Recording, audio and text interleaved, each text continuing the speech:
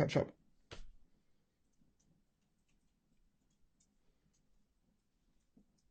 Hello and welcome to the Mitre10 Cup Round 1 wrap-up. Where are we at there? Yeah, that one. Yay! So, yes, we're back with domestic rugby, and it's been a cracker of an opening weekend. We started off with North Harbour hosting Northland. Now, Northland have made some big strides over the last couple of seasons. Even so, North Harbour being the Premiership side, Northland being the Championship one, you had to say that North Harbour were by far the favourites in this one. But Northland took them all the way, and it was only 21-20 in the end. North Harbour really dominated the first half, should have got more points, but really weren't clinical. Northland clearly got a good defence they've set up there as well. So, yeah, really good cracker of an opening game on Thursday night. Follow that up by Tasman versus Canterbury. I must admit, I didn't see this one as I was out, but yeah, it's again, I think most of us were expecting Canterbury to be to win that one, being the champion 9 out of the last 10 years. But talking to actually Tasman, the only team that have knocked them out in playoff rugby in that time. They beat them in the semi-finals, going on to lose to Taranaki in the final. Talking to the Manawatu coach after the game, though, he clearly was impressed. He clearly was saying that Tasman are going to be perhaps going to be the team to beat, or one of the teams to beat, definitely in this competition. So that Tasman beat Canterbury at 25-17. Hi, chat. In the conference, would a Mitre10 Cup team win against an Australian Super Rugby team? That's going to come down to depends. Basically, some of them would give them definitely a good old run for the money, but Southland, for example, who didn't win a game all last season, possibly would probably lose. So, and remember, Waratahs did beat some of the Super Rugby sides. So look, the gap between this Australian Super Rugby sides and New Zealand Super Rugby sides isn't as big as I think we're trying to say. Anyway, that was Tasman versus Canterbury. Then the game I was at, Manawatu versus Waikato. I got myself all dressed up for that one, and got myself my green bucket for Manawatu versus Waikato. And I've got to say, actually, probably got some echo. And I say, early on, it looked like this was going to be a walkover for Waikato. They jumped out to a couple of try lead, and then Manawatu shored up their defence, got themselves an important try before half time to get within a score, and then in the second half they came back and outplayed the Mulus. The Mulus also got demoted from the Premiership and was probably looking at bouncing straight back up. Manawatu made the playoffs last year, and talking to their coach afterwards, he's got two things on his mind. One is the Shield game, and to win the Shield, and the other one is to win the Championship and get promotion. So clearly their performance at the weekend, or yesterday, has put them in a good state, getting that first home win. It was kind of interesting. I was chatting to the coach afterwards, and they put the way that Manawatu beat Waikato was by up the middle, getting from their breaks. I asked him if they'd spotted something about them defensively, and he was saying nope. They reckon they got their fitness well this year, and they just want to run. They wanted to run Waikato off the park, and that's what they managed to do. And in the end, I say they won it 24-19. They got to 19 all. It was a close one. Don't get me wrong.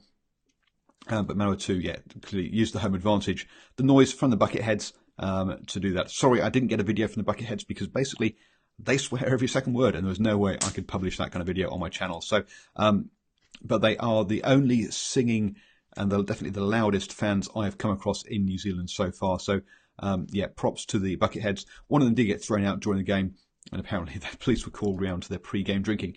And the game was kicked off at 2:30. So yeah, so perhaps a little bit of moderation needed for them. But anyway, there you go. I got my bucket for that. And Paul in the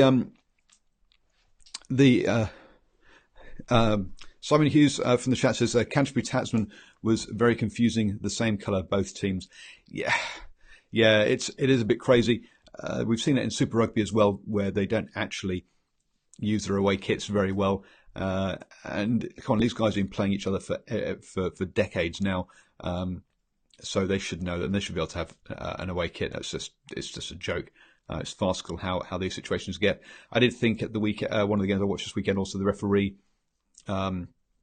looked pretty similar to one of the teams as well. So come on, guys, they really should step this up. Auckland then got the win over Counties. Manukau and Auckland very nearly got relegated last season. I wasn't expecting them to be this good, but there's been a lot of positivity around the squad they've managed to put together this season. And Graham Henry is helping them out on the coaching side as well. So clearly that has paid off. 23-4-19. It was only, there was only a score in it. And every single game up to this point, there's only been a score in it. These have been very tight games. The first 4 of them were. But Auckland did enough just to get themselves home. And we'll see how much, if they can kick on from that for the rest of the season. Bay of Plenty got themselves an upset win. So Bay of Plenty in the Championship, beating Taranaki in the Premiership. And Taranaki also the Unfairly Shield holders. Obviously, they only have to defend that for home games. And Paul in the chat says, Naki saving for the Shield game. No, I don't think so. Naki have got a new coach this season. Colin Cooper going off to the Chiefs, and maybe they've just not quite got the setup quite right yet. We'll have to wait and see. I've got I'm going to have a media pass for that, so I'll be at the Manawatu, at the Taranaki versus Manawatu Shield game on Friday night. So come if you're going to be there, say hello. Drop me a line on Twitter or whatever. But no, I don't think they were saving themselves for that. I think that basically their execution was poor. Let's be honest. They made far too many mistakes. I saw some of this in the pub. I didn't see some of this before heading out for before the Blizzard Cup. I didn't get to see all of it. But yeah, too many mistakes by Taranaki. Bay of Plenty, fantastic result for them to open the season with. And yeah, Taranaki have got to be worried. I was at a couple of the pre-season games for Taranaki, and Holo, the younger brother of the All Black, came off the pitch and his foot was in a boot afterwards. At that point, when they were playing Wanganui in that pre-season game, Wanganui then basically scored as many tries as Taranaki did from then onwards. The kicking was only a difference, and also Taranaki had got themselves three tries up. So. Yeah, maybe injuries are a bit of a problem for Taranaki this early part of the season. We'll have to see how they cope with that and how they come back. Could Turbos take the Shield? Well, Paul, you'll just have to wait for my prediction video. It's kind of on sort of Wednesday. Well, actually, yeah, either Tuesday or Wednesday night for that one. But yes, the Turbos clearly had after going down 2 tries, the Turbos got to pull themselves around. They're going to have to. They're going to not have to, but they're going to really not want to have that slow start against Taranaki. It's going to come down to Taranaki's fitness, because Manawatu are going to try and run them off the park, basically. And we'll see whether they can cope with that. On to the Sunday games. So that Bay of Plenty versus Taranaki was the first game of the round that was won by more than a score. And that ended up being for the last 3, the same story. Wellington beat Otago 34-16. Wellington obviously been promoted to the Premiership this season. Have Thomas Waldron back from Europe as well. So really looking forward. So I didn't see this one, but 34-16 suggests a pretty comfortable win for Wellington over Otago. And the final game of the round, Southland versus Hawke's Bay. Now, Hawke's Bay had a bit of a tough season last season, came second last, only 2 wins all season. I mean, Southland didn't get any, so I thought this was Southland's best chance of getting a victory, but their forwards really were not up for it, or not up to it, rather than up for it. They were just, the forwards just weren't up to it.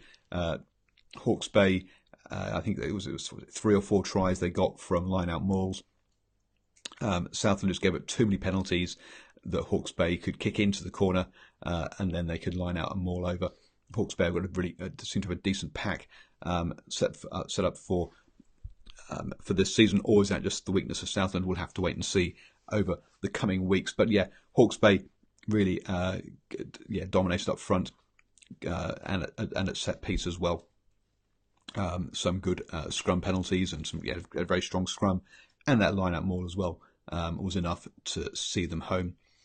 So I've not looked at the table yet. Perhaps that's a bit remiss of me. Sorry, but you got to say, impressive wins for Tasman, considering it was over Canterbury in the Premiership. A bit worrying in the Premiership for Counties and Taranaki. Down in the Championship, you got to say Hawke's Bay, decent win, and Bay of Plenty in particular have got to be the sort of the standout performances. I'll just try and quickly bring up the table. So yes, Wellington are top of the Premiership with 5 points. The only team to get that bonus point win. As I say, the first 4 games of the round were all pretty tight, all down to just one score in it. They're chased obviously by Tasman, Auckland, and North Harbour, who all got themselves wins. Counties got themselves a losing bonus point, but Canterbury and Taranaki didn't manage to. Oh, sorry, the Tasman-Taranaki-Canterbury game was more than the score, which means that Taranaki at the moment sat in last place in the Premiership. In the Championship, Hawke's Bay and Manawatu, both with bonus point wins, top the table, followed by Bay of Plenty with that win, and then Northland and Waikato have got themselves the losing bonus points.